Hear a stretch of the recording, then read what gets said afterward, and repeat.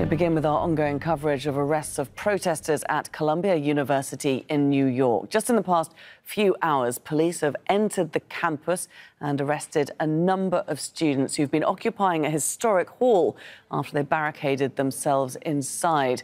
Well, earlier, the university said it's begun suspending students who refuse to meet a deadline to abandon their encampment.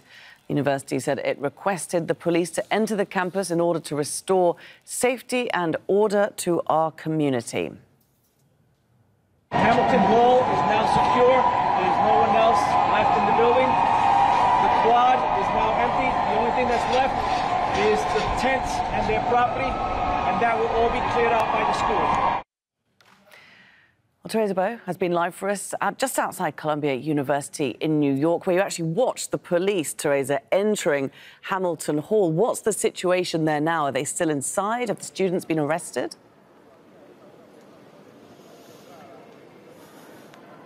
Well, we're right here outside Columbia University, right across Hamilton Hall. Let me tell you that we saw hundreds of police officers come through this avenue from both sides, coming right here in front of the gate and entering the building that you can see right behind me. Around 50 police officers enter the building through that window. And it's not clear yet what happened there, but what we do know is that we saw two buses carrying students out from where we are right now. The police is saying that at least 50 people have been detained. They have been taken to a police station.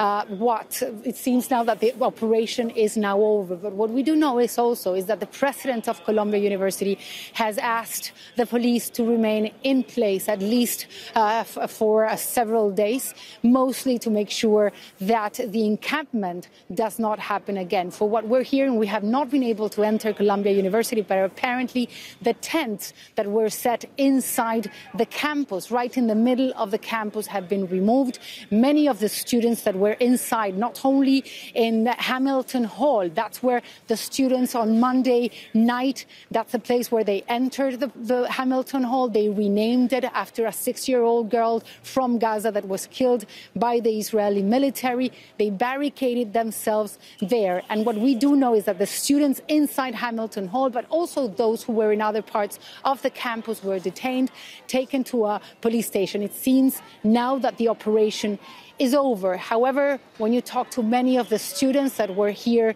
just until a few minutes ago, they're saying that they will continue, that arrests have been made in the past, but back in April 17th and 18th, at least 100 students were detained. Many of them were suspended, and that this protest continue.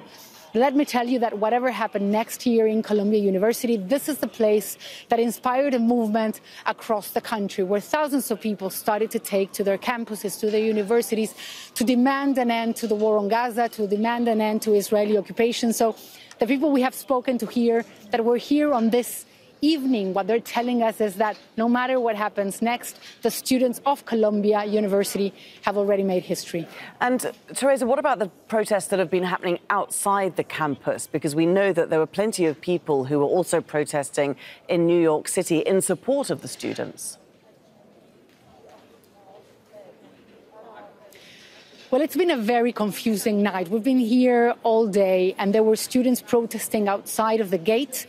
They showed up here to show support to the students who were inside of the university. Let's not forget that once the students barricaded themselves inside Hamilton Hall, there was a complete lockdown of the university. The only people that were allowed inside were the essential staff and also some of the students that were living inside the campus. But many of those who were outside were not allowed to go back in. In fact, they were helping those inside to resist. They were bringing food and water and other items. We also saw, when we were right here, about 200 to 300 people marching around the campus towards different locations. It's not clear yet what happened to them. We do know that they went to another college that's about two kilometers away from where we are and tried to enter another college. They were not allowed to do so by the police.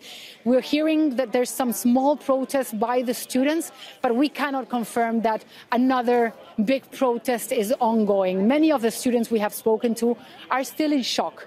They're extremely concerned about what happened to them. They're concerned that many students who were protesting right outside the gate here in Columbia University were arrested just for standing in front of a gate. They were not doing anything violent, and they were taken by the police. So many of the students we have spoken to are still a bit in shock.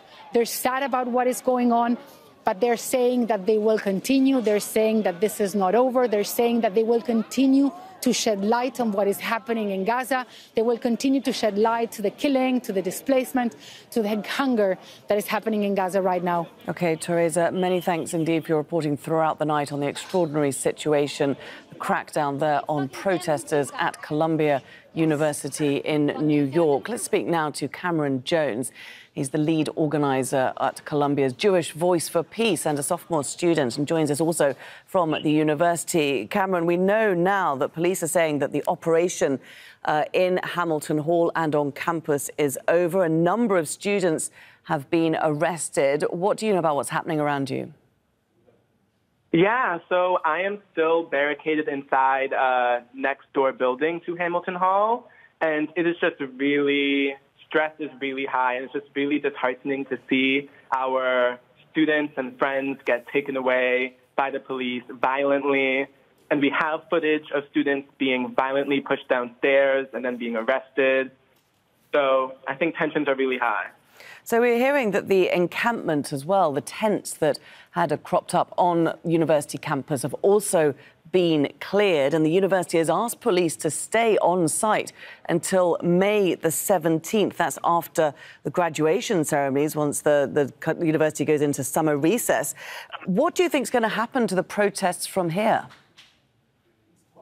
So, yeah, I think we have seen the university try again and again to silence pro-Palestine voices on campus, and every time they try to silence us, we only get louder. We only bring larger numbers to our rallies, larger numbers to our protests. So I am certain that you will see a large blowback from the student body, from faculty, from alumni in the coming weeks. We will not stand for this violent police brutality on our campus, and we will stand up for what we believe in. But what do arrests and suspension from universities mean for students, and does it not intimidate them? I would say students are very intimidating, but it is nothing compared to what Palestinians are facing in Gaza every day. And we recognize the privilege that we have, and we recognize that we have to put our lives at risk so we can protect individuals in Gaza, in the West Bank, in East Jerusalem. Cameron, just stay with us for a moment. I'm just going to bring our viewers the statement that Columbia University has issued explaining its decision to call in the police. It said that protesters escalated the situation by barricading themselves in the hall, that's Hamilton Hall, with the administration accusing them of forcing security guards out of the building and threatening members of staff. Now, Columbia officials said that they will not risk the safety of the university or further escalation. Cameron, that was the university administrators' reasons for bringing in the police tonight. What's your response to it? Did you see students threatening staff? Was there a breakdown in order? Were there threats to security on campus? Yeah, so my response to that is that I have not heard any threats against staff or public safety.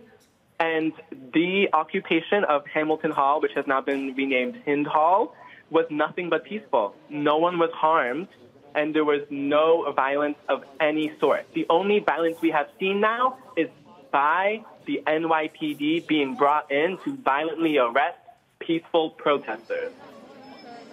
Cameron, in response to all of this, what are students asking for of the university? Are there calls for the administrators or indeed the President Shafiq, to step down over this? Oh, yeah, completely. There is large support for Manu Shafiq to resign, for Laura Rosenberry to resign, who's the president of Barnard, and for a whole investigation of everything that has happened in the past few weeks to be done. OK, Cameron Jones, many thanks indeed for joining us throughout the night to bring us the view from where you are. You are barricaded, remain barricaded inside a building on campus. We hope to check back in with you in the coming hours.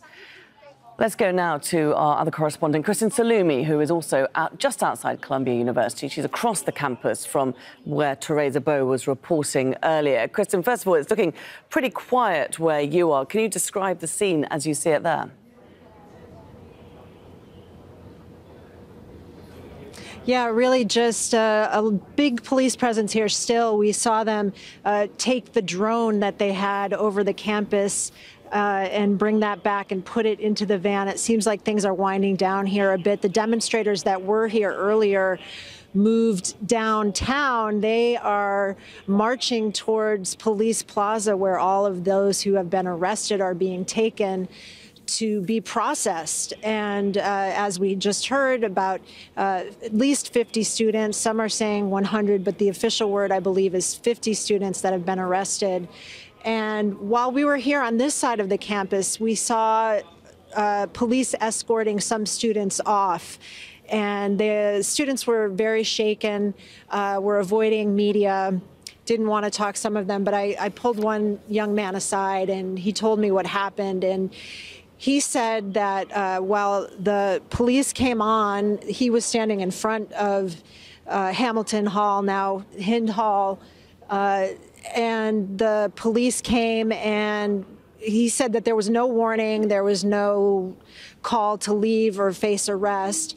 He said that some people were pushed down, violently pushed down and grabbed and dragged. Some people were arrested, again, without warning. There was no reading of rights or explanation, according to this one protester, and that police got behind him and forced him, basically, that he and other demonstrators were surrounded and corralled and pushed to make their way off campus, but not arrested. So while we know that at least 50 people have gone down to be arrested, that there were several dozens, if not hundreds more on campus. We don't have an exact number, but there were others on campus who were not arrested that were taking part in the demonstration and were, violently escorted off the campus.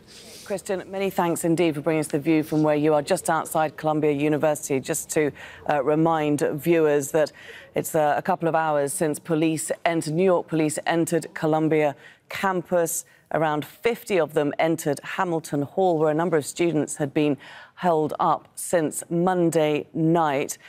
According to our correspondents, the latest figure is around 50 students were arrested. They were taken away on 2 buses to Police Plaza in New York, where they will be processed.